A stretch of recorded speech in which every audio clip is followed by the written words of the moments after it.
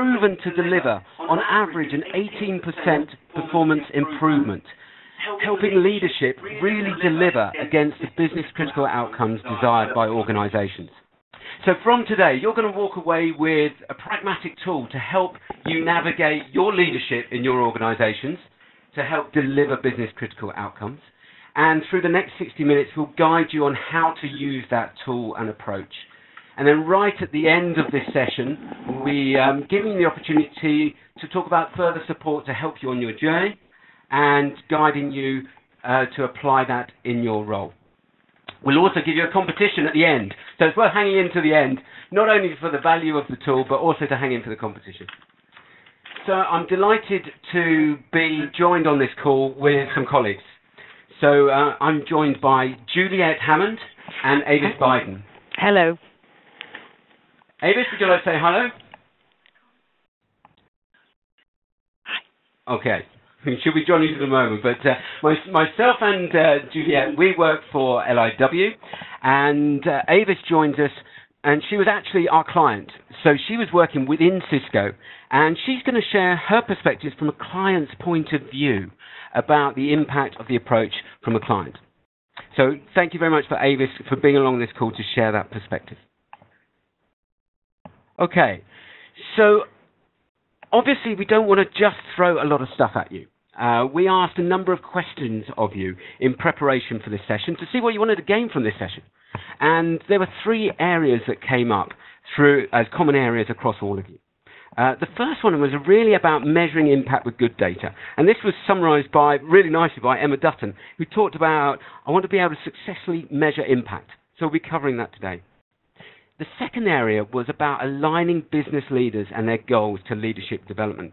And Carmelita Lubos, you talked about improve by ensuring business alignment, and that's just what we're covering. A number of you, other of you talked about that as well. And then the third area, which is great, which really well came through from Anna Villaverde, who just said, I want to widen our minds, which is what this is about. So this is about presenting and talking about some new ideas, sharing best practice on approaches to leadership development. So hopefully this is going to tick your boxes across those 3 areas, because it's all about you and giving you stuff that will be of value. So the aims of the session are threefold: to share insight and an approach, aligning leadership development to business priorities. Secondly, and really important for us, is about you really thinking about your real situations and how you can apply this for your business and to deliver an impact. So it's not just theory.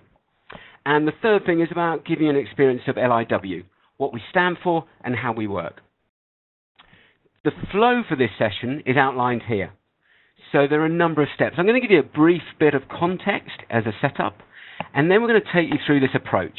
It's a 4-step approach that leads to that all-important, on average, 18% performance improvement that we find leaders being able to make with their leadership delivering on business-critical results. We'll then hear from Avis, sharing her client's perspective. So what is it really like from the client, receiving of that from the conversations and our partnership? We'll then throw open to Q&A, so give you the chance to ask any questions to the team that you have. And then we'll talk all about the next steps and how we can support you on your journey. So to start with that, and a bit of context, and a bit about LIW first and foremost, so and who we are and what we do. So LIW, we are a global leadership consultancy. Our purpose is to positively impact 1 million people around the planet by 2020. And we're going to do that through our values. And we've got 6 values we live and breathe: authenticity, humility, pragmatism, collaboration, courage, and colour. And that's what we bring to the engagements that we have with our wonderful clients and the leaders that we support. And the way that we do it, just got a summary of our approach here to help picture what we do for you. At the heart of everything that we do is business impact, helping leaders through their leadership drive awesome business impact. And that is financial measures. So dollars, pounds, euros, whatever the financial impact that you're looking to strive is, that is really the heart of our approach. Around that, though, we realize that leaders face a number of challenges in order to get to the business impact that they want to achieve. And here are some examples. So it could be that the business is suffering from dysfunctional teams working on really important stuff, but they're just not gelling, and therefore they're not able to get through to that business impact. It could be about a general lack of leadership bench strength, or lagging the competition in ideas, or maybe there's just a lack of clear vision or strategy. There are a number of things that hopefully, and I'm sure will be resonating, thinking about your organization. And around the outer edge then are the solution that we provide for leaders to help navigate and really cut through those challenges to get to the very heart, through leadership, of achieving the business impact that the organization wants to do. It is all bespoke and highly tailored, but they're the solutions that we provide, be it about business mission-critical teams, the collaborative leader, leading mergers, etc. They're the solutions that we provide. And we're delighted to have some great client partnerships and work in true partnership with some really great organizations. And in the last 18 months, we've won the Burson by Deloitte What Works Award for Business Impact. We've also been recognised by the EFMD for Excellence in Best Practice, being given the Gold Award. And there's a picture of us actually with Cisco, one of our great clients, picking up that award in Barcelona just a few weeks ago. And we're also carrying out our own PhD research around business impact. So that's a bit about us and what we do and how we do it.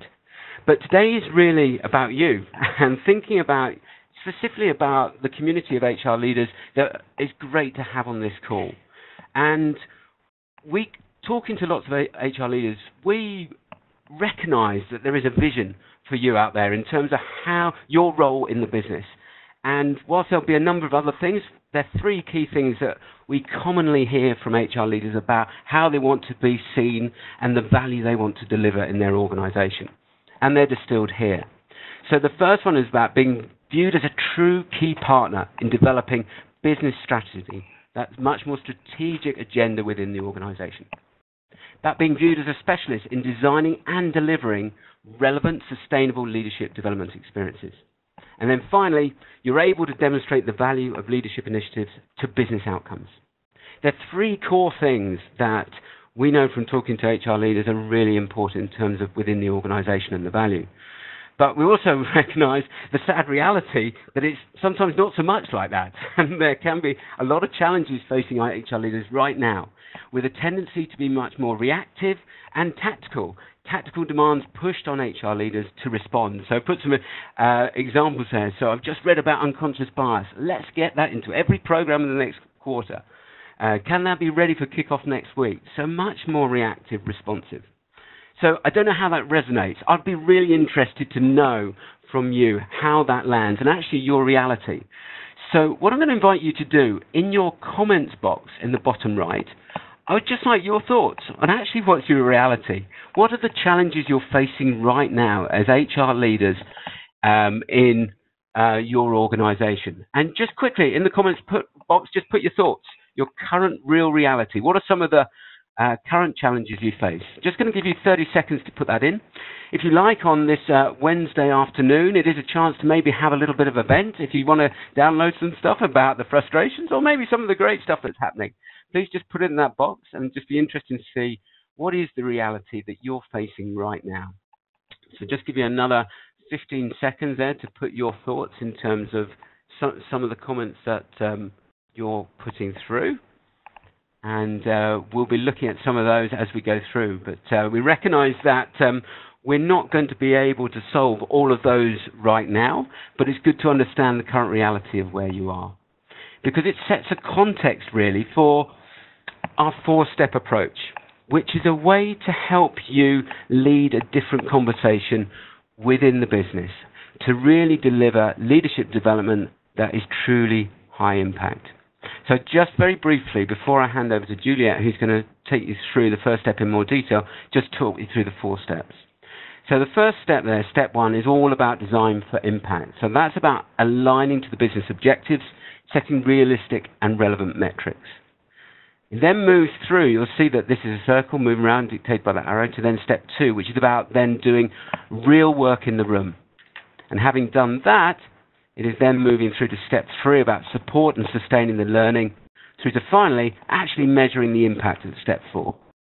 We're going to talk you through each of those steps, but it's those steps that once again are really the foundation to delivering that 18% performance improvement that this approach actually delivers and helps leaders actually deliver great leadership on the things that matter to a business. So I'm now going to pass over to Juliet, who's going to take you through step 1. Thanks, Mark. So the design for impact really forms the foundation of our impact methodology. It's the key step in setting alignment of the program to the business needs. And while it can be challenging, we're finding it's essential. Once that's in place, the program content and the design really flows quite naturally. So our methodology is based on Kirkpatrick's 4 levels of learning evaluation. In our experience, his model is the most widely used, and it's pretty comprehensive. I'm sure you're all familiar with it, so I'll just very briefly go through the 4 levels. So there's level 1, reaction. That's all about the learning experience. Level 2, the actual learning, the content. What did people learn? Level 3, application. What kind of leadership behaviors are they now demonstrating, having learned those things? And level 4, what kind of business outcomes are those behavior changes delivering? And so what we do is we turn this on its head, in a sense. We start at the top and we work down. So you'll see that we start following this left-hand arrow here. We start at the top at level 4, and we design the program with the business outcomes in mind. And then we start from that, we look at what leadership behaviors are needed in order to deliver those business outcomes. And from there, we then look at the content and the particular learnings that people need to go through in order to deliver those leadership behaviors. And then finally look at the kind of experience that those people are going to need to have in order to create that learning most effectively. And what we learn from Kirkpatrick is that we need success at each level in order to move up that pyramid. So you need to enjoy the program, find it interesting and compelling in order to learn. You need to learn in order to change your behavior. So it's essential that we fill this in from the top down and then work back up, identifying metrics on our way up so that we end up with a full set of metrics at each level.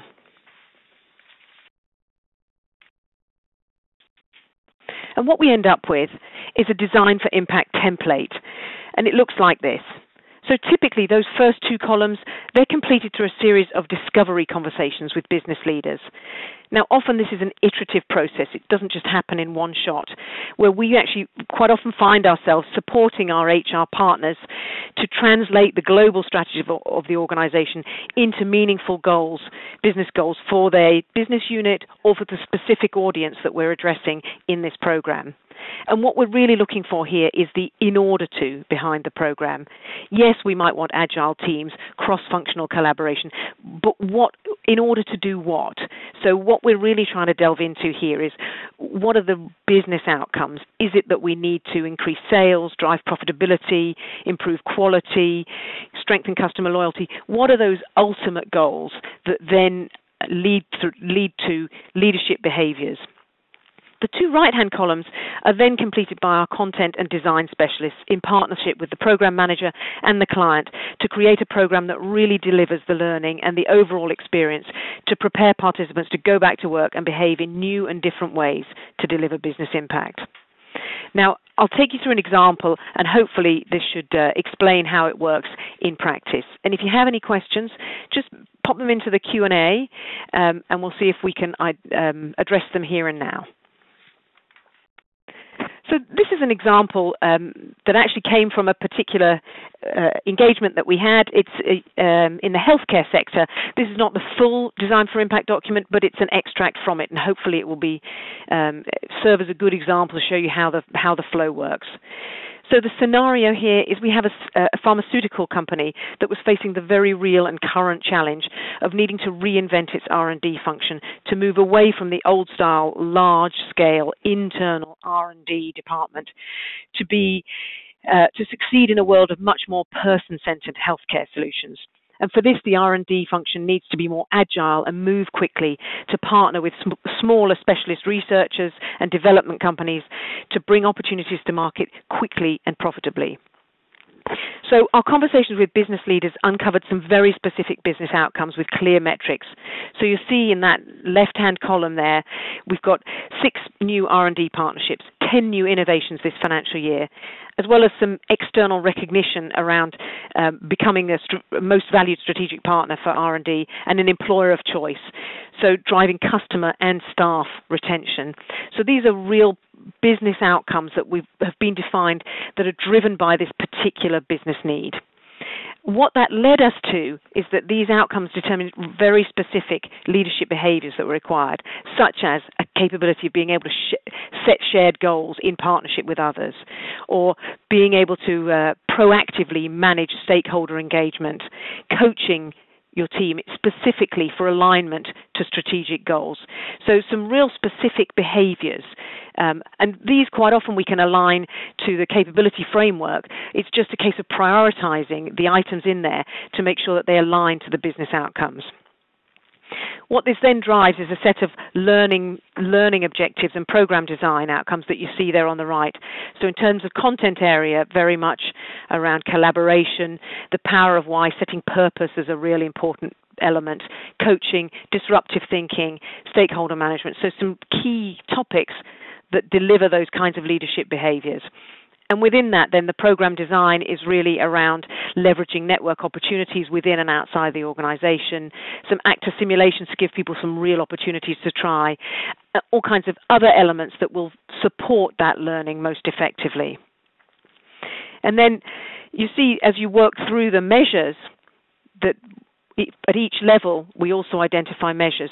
So yes, in terms of program design, we have a happy sheet to measure reaction, which is probably something that's very familiar to you. But even there, really, we're changing the tone.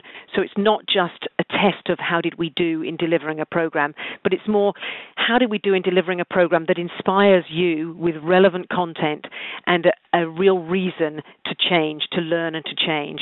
So already very much the tone is around you, the participant, driving your own learning and driving change. Then in terms of learning, we identify a series of activities that are going to help us to understand that people have learned. So some of that is around in-room teach back, so we have people to demonstrate learning within the training session. We also have e-learning tests that we send out after the session to check on learning, and also there's some elements of learning in our reaction survey that we send at the end of that face-to-face session. Then when we get up to the behaviors piece, ideally we would use a pre and post 360, and in fact in this case we were able to. This could also be a pre and post manager or self-assessment, so some way of assessing behaviors before and say 6 months later in order to determine a change of behavior that's aligned to the goals that we have set. And then in business outcomes, you'll see there's some real hard business measures, some of which come from actual existing business measures, and others which come from external sources like industry tracking data and industry consumer data and customer feedback. And of course, we have our own impact survey, and that's a survey that we send out 3 to 6 months after the end of the face-to-face, where we ask a series of questions around people's self-report and sometimes also manager feedback on their own behavior change and outcomes that they have achieved from the program. Now, I'm aware I've talked long enough, and it's probably time for you to give us some feedback, and we'd be really interested to understand from you where in this system do you spend most of your time measuring impact? So are you mostly measuring at that reaction level? Are you able to go up to the learning level? Are you asking people about their learnings out of programs? Are you able to measure at behavior, or are you getting those business metrics? Or are you finding that you measure at all levels and it's working pretty well for you? So we'd really like to hear from you about where you're spending most of your time with the majority of your programs in terms of measuring. So the poll is up there now. We'll just give you a few minutes to answer in the box here.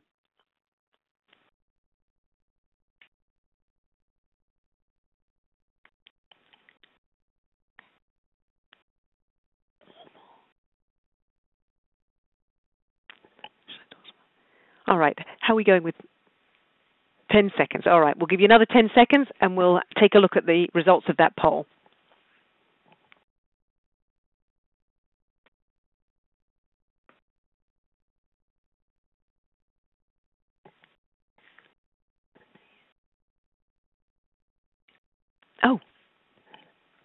Alrighty, so thank you very much. We will be looking at those results and be talking further about this in the Q&A session later on.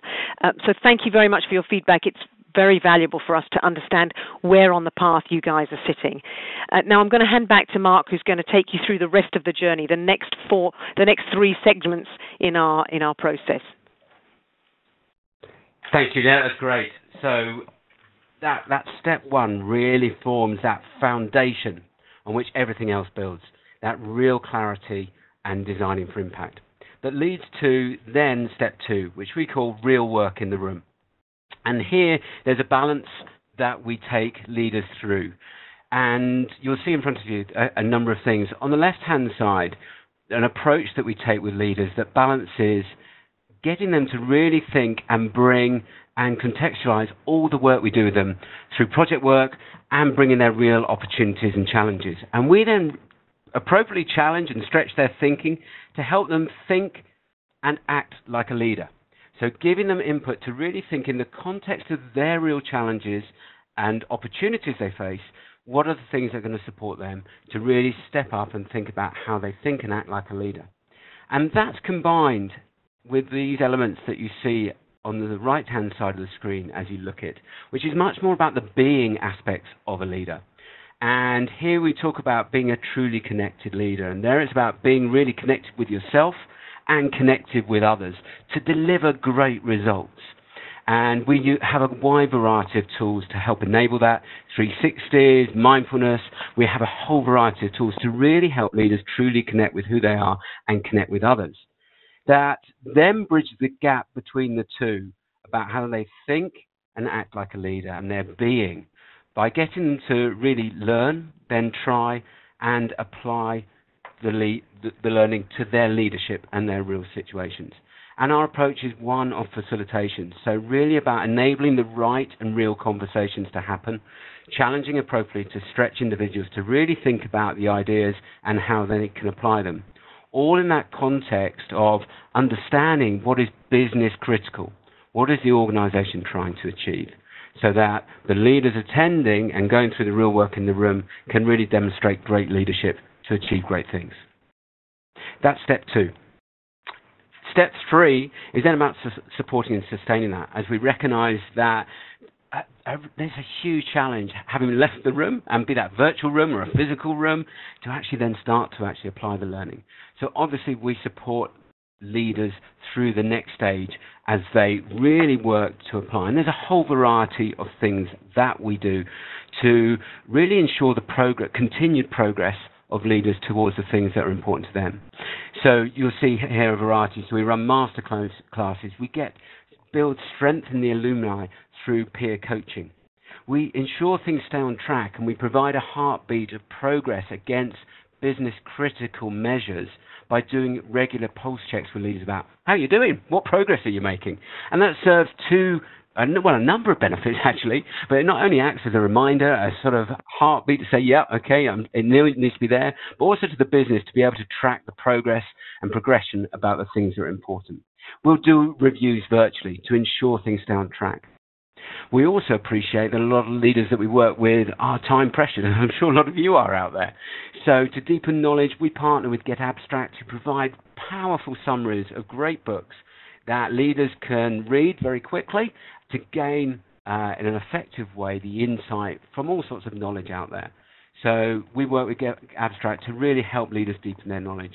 And we also partner with Lever Learning, and these specialist coaches really help challenge appropriately leaders around their actions and what leaders are doing, how they're maintaining their progress towards the actions that they made right at the start. And it's an invaluable way to help leaders stay on track to deliver great results.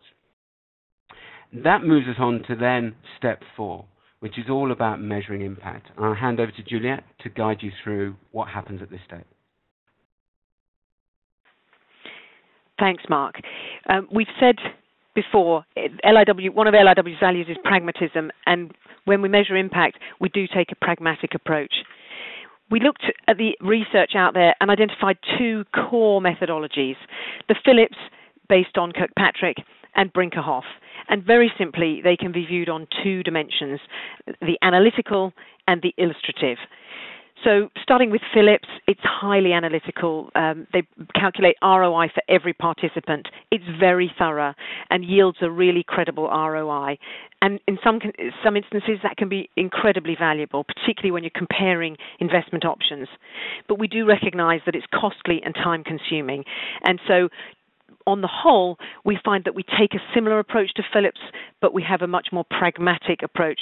We typically use self-report and manager surveys as well as business metrics to measure financial outcomes in a pragmatic and simple way for the group as well as for individuals. Brinkerhoff is all about alignment. The focus of this approach is how most effectively to identify enablers and barriers within the organization that hold back leadership change. They also create stories about the best that can be in case studies. And we too write case studies about individuals who've achieved particularly strong impact for the business. And these provide a real in-depth illustration of what people have done coming out of our programs. We also explore enablers and barriers to really help the organization to understand what's supporting learners and what's also holding them back from really delivering optimally against their learning. And so what we end up with is a full picture of program impact, both quantitative and qualitative. And then in terms of reporting, we report in the same way that we have designed our programs, all about the 4 levels of impact, so that very much the language is consistent. So you'll see that here's a summary that with some selected metrics that we would use for a client.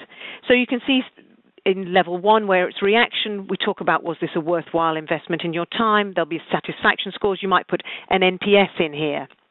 At level 2, we'll ask people about the most important topics. We'll ask them about their understanding of how their learning can deliver value. In level 3, we'll really try to explore how much people have actually changed their behaviors, and we'll use here some of the feedback that we get from our coaching partner in terms of how people have applied their learning to their action plans. And then in level 4, we'll look at real business impact, both from a self-report point of view as well as from external metrics. And there in the middle, you'll see some enablers of impact. And so what we report on there is the kinds of things that people are doing in terms of meeting their manager that will enable and support their learning, and any barriers that they're facing that's holding them up in terms of delivering it optimally.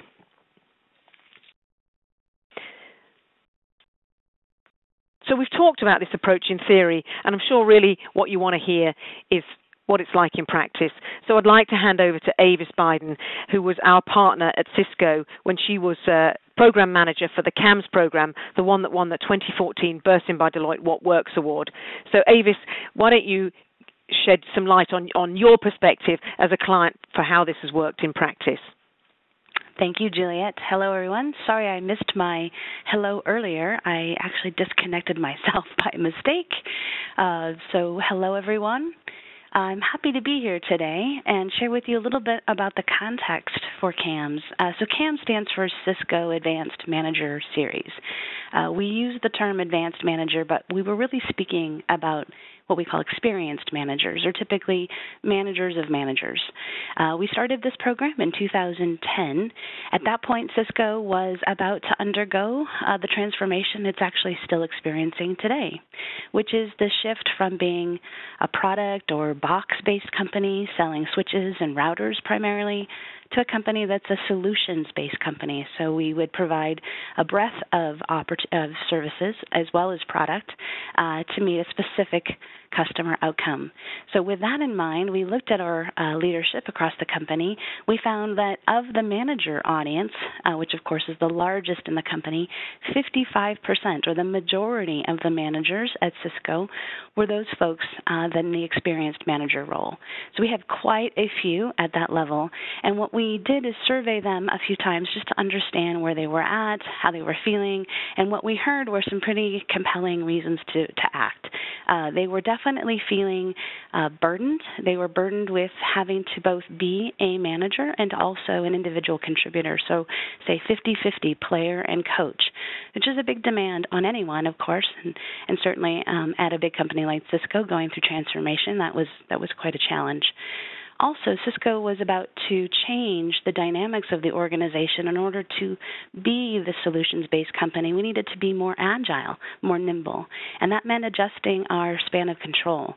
So shifting from what was sort of all over the place to something a little more conformed in an 8x8 model. So that was changing a lot of structures internally, and that was also putting quite a burden on this senior manager audience. And then when we asked about their ability to change things or enable new processes at Cisco, what we heard is 35% of those folks told us that they were experiencing barriers from their own leadership most of the time. So you could think of these experienced managers as sort of that frozen middle, if you will.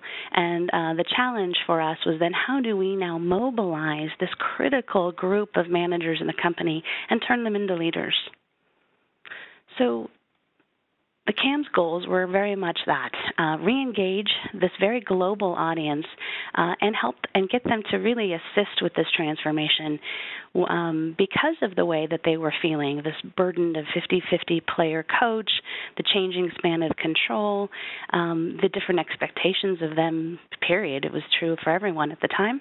It probably still is today.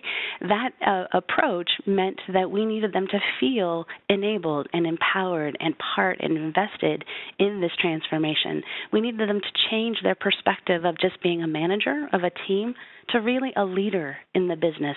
And this was a transformation that we took on. So the goal was to have these folks not only feel empowered, but also empowered to such an extent that they could modify and adapt their style depending upon the needs of their teams and the people they were working with. And as we all know, there are a lot of needs out there, especially when you span the globe. So the outcome of this program, I think, is pretty compelling. This is a word cloud of feedback from participants, graduates of the CAMS program, basically just telling us what stood out for them, what had the biggest impact for them personally. And you can see team stands pretty supreme on top here.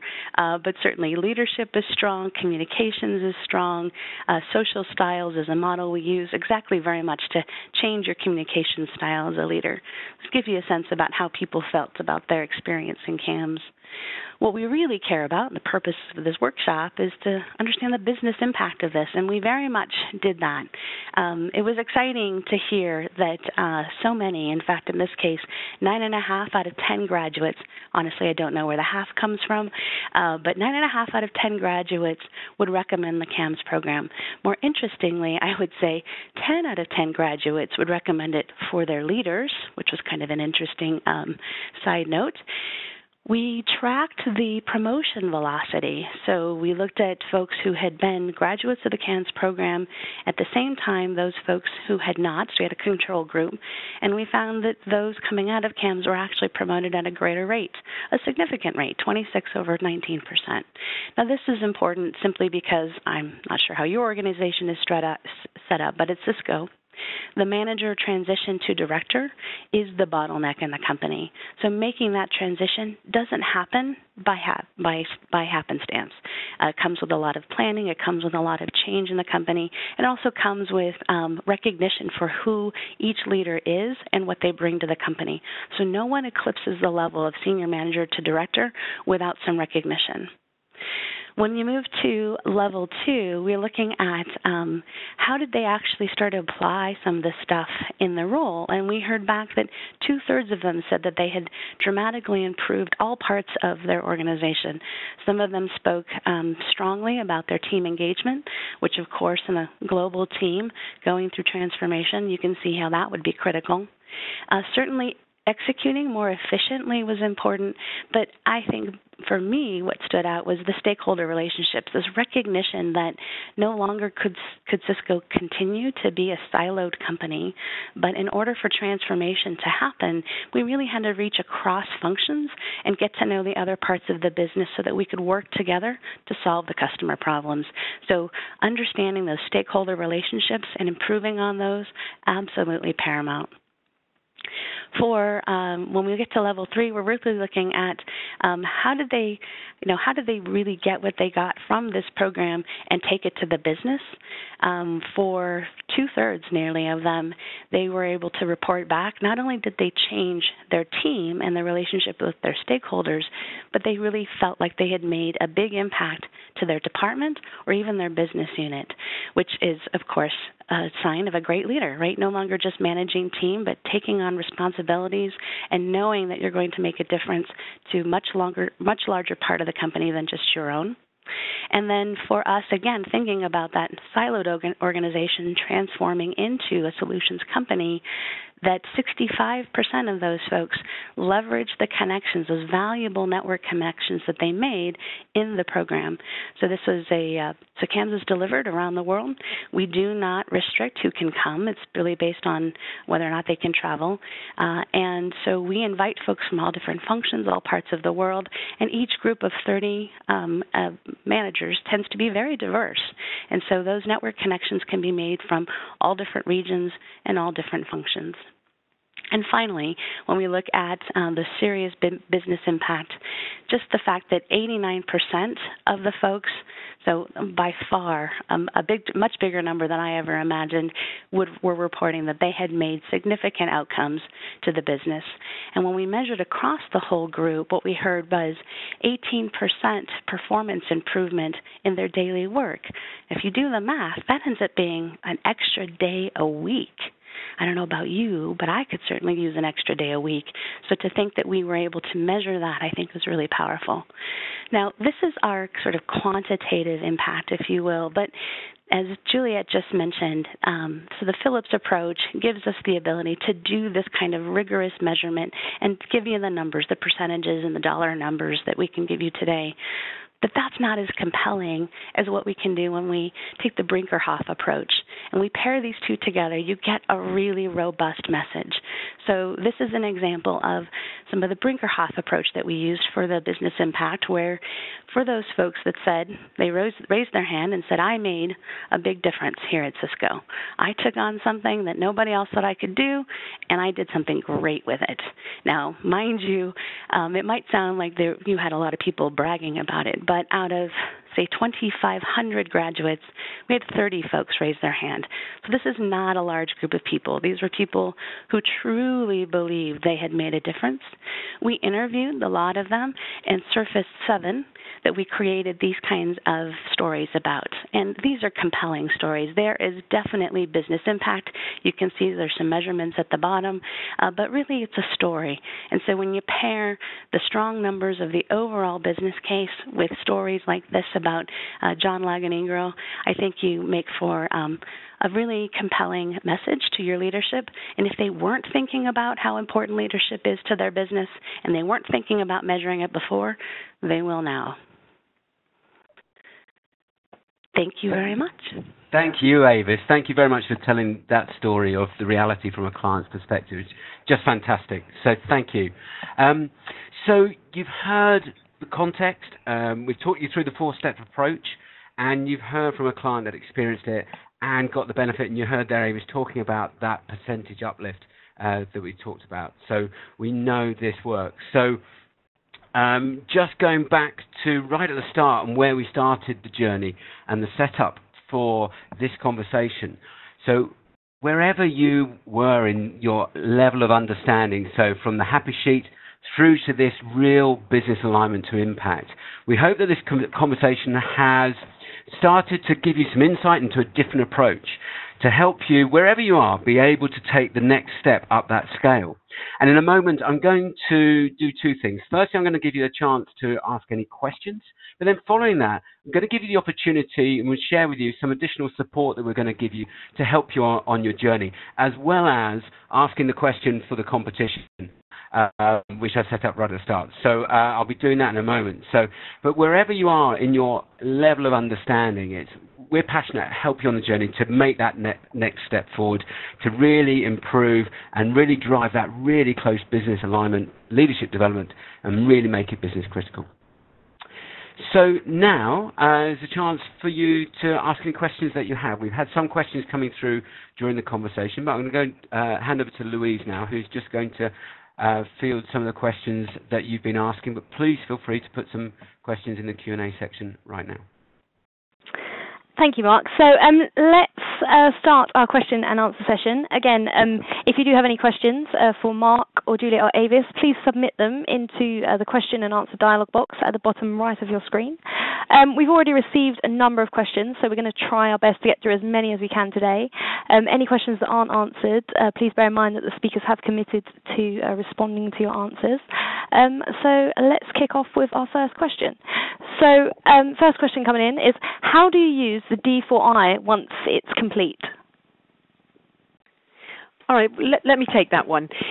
So we find that the benefit of having a Design for Impact document right at the heart of all of our engagements is that they can be really used to engage any stakeholder. So whether we are trying to talk to senior leaders, or whether we are trying to engage a third party like our coaching partner, or talk to a participant or a manager, any one of those people can be very quickly brought up to speed on how the program works and what it's seeking to achieve by using this Design for Impact document. So right there in a single page we have the business outcomes that we're trying to achieve, the leadership behaviors that flow from that, and therefore the logic of why the content and program design is the way it is. So it's really a very simple way to get people on board and to give them a common language for everybody. So we find that it's not just something that we do up front, it's actually something that we use throughout to engage all stakeholders. It's also something, as we move through over time, through a program, it gives us a really good reference point, so that if we do have those situations where someone says, hey, I've just heard about unconscious bias, or I've just heard about this new idea, can we get that into the program? We can always return to the Design for Impact and say, well, let's just look at where that fits in. And if the business situation changes, we would adapt and change the program. And if things don't change and we want to put new content in, we need to understand whether that has a genuine place in it. So it's a really solid foundation for the program.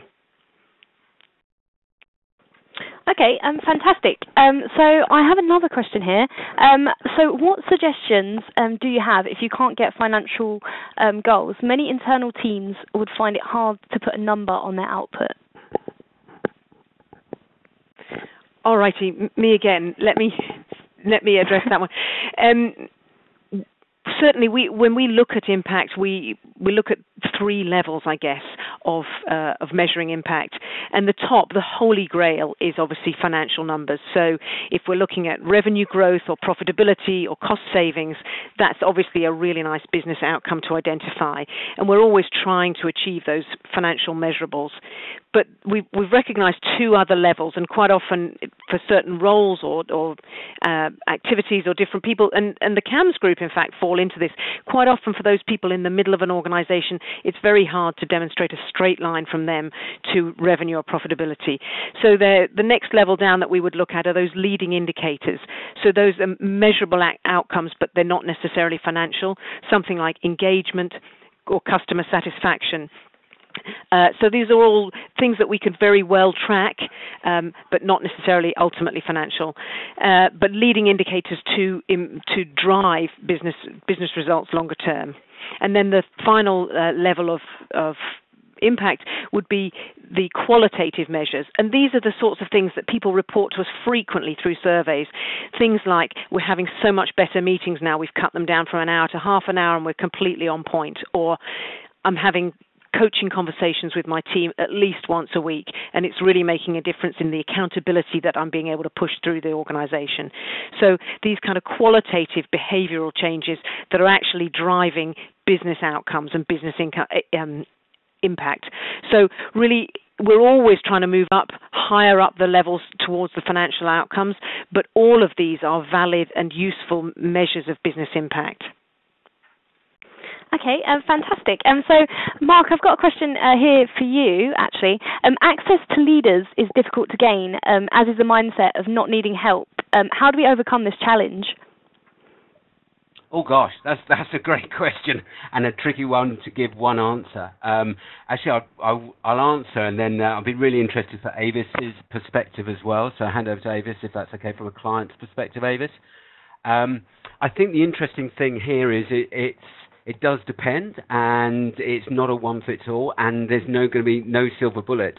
I think what we do find where we need to educate other leaders, senior people about the opportunity, being able to have the conversation about what are they trying to achieve, what are the business outcomes that are important to them, and helping them to see the link between leadership development and enabling that starts to make it an easier conversation. It doesn't happen overnight, and often things will evolve over time.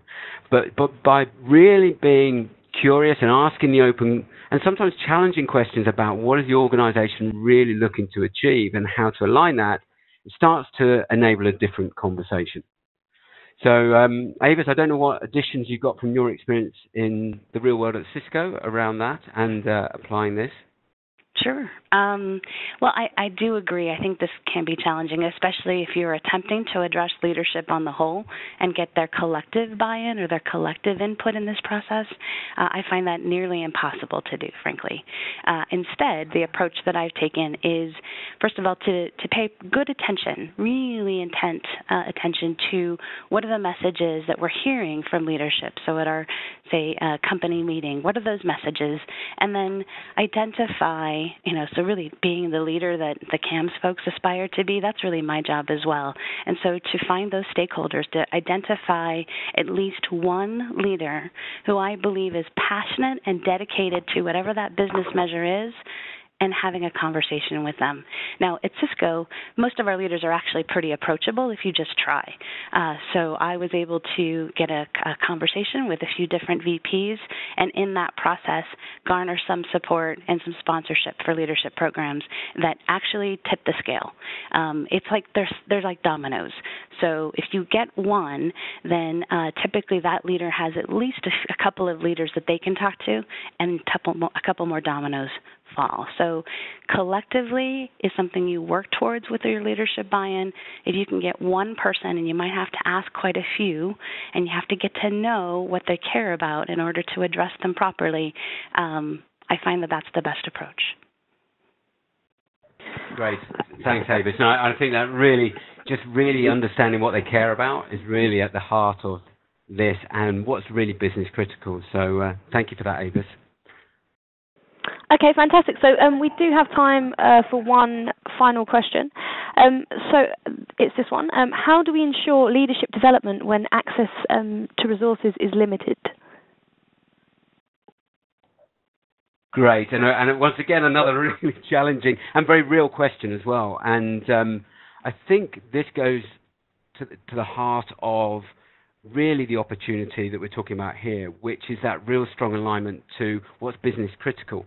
And in times when resources are limited, it's about being able to join the dots and show the benefits from doing this, and also the reality if there isn't this investment in the leaders and therefore the leadership to deliver this stuff.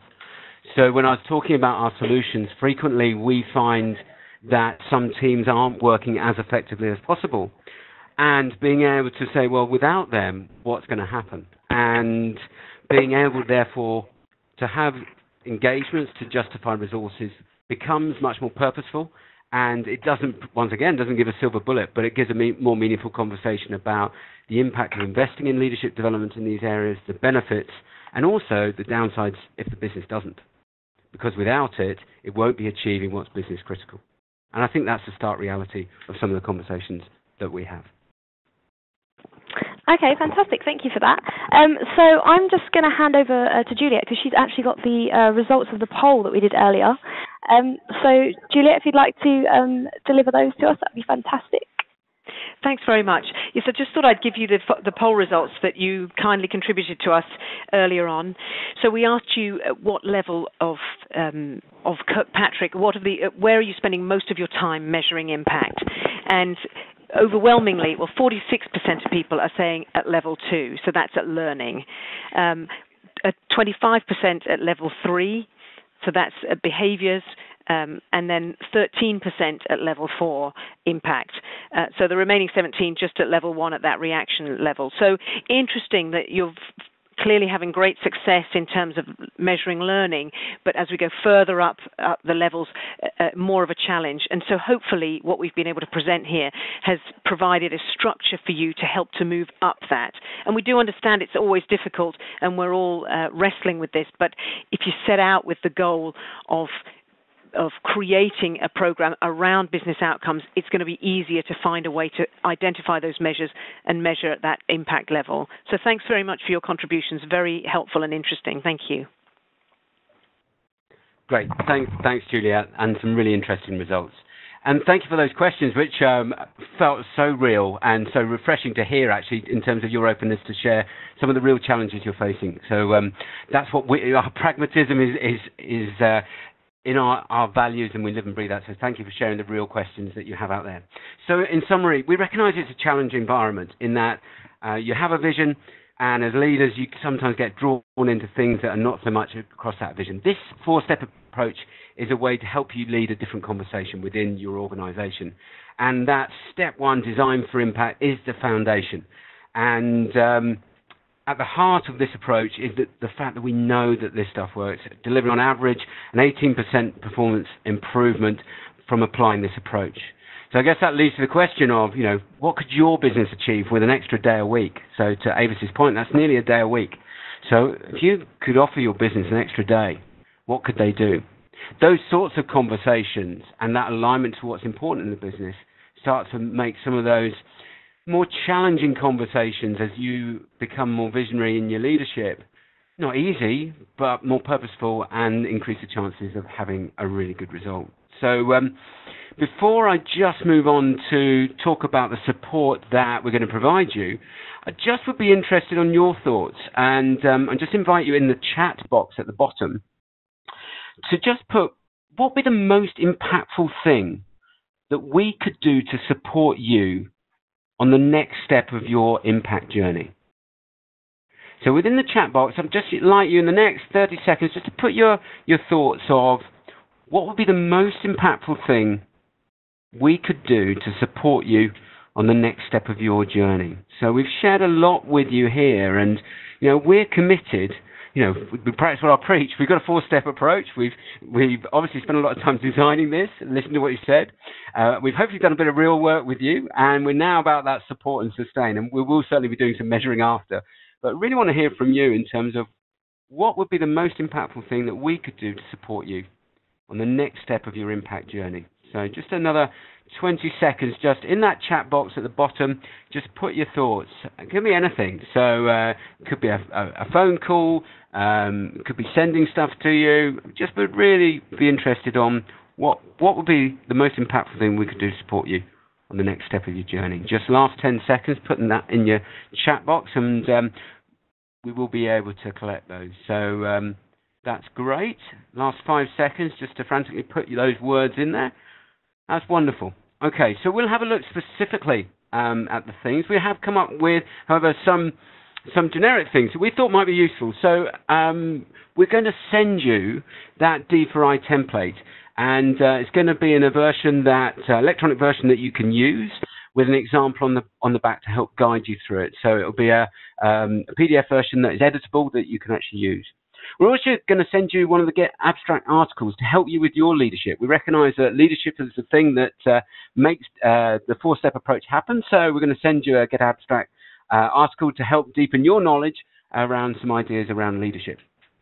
In addition, we'd love you to sign up for Bleats. Now, we every week publish a pragmatic view of leadership, a bit light-hearted view in 140 words, which comes through to your inbox every week. Just to keep leadership at the top of your mind. And it's very relevant. So it takes topical things and just provides a perspective on them. We'd also invite you to get back together in a 1-hour impact clinic on the 26th of November at 2 o'clock UK time.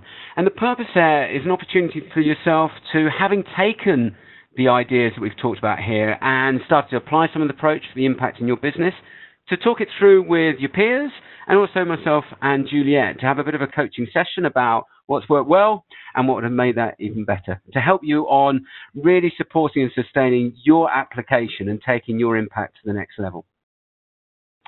Great. And then finally, the competition. So the competition question is, and once again, I'd like to put your answer in the question box. So what percentage increase in performance have we found from research from applying the four-step approach? So what percentage performance improvement have we found happens as a result of applying the four-step approach? Just put that in the Q&A box, and we'll be selecting a winner from that. The prize being an impact consultation with ourselves, so we'll be able to come and give you a full in-depth consultation about impact and really being able to increase and align the leadership development within your organization to being business critical.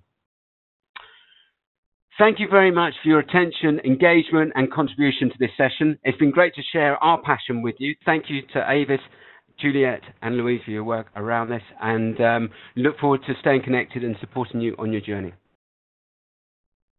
Fantastic. Thank you for that, Mark. So thank you, everybody, for joining us for today's WTG webinar session.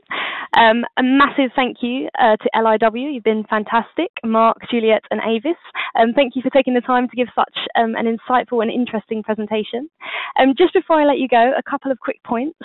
So this session has actually been recorded and will be made available with a copy of the presentation slides in 2 days from now. We'll send you an email with the link that you require for this. Please do take the time to fill out our post-event survey and leave your feedback. That's always very valuable to us. And again, one final thanks to LIW. Thank you to all of you live attendees. This session is now over. Goodbye and have a great day.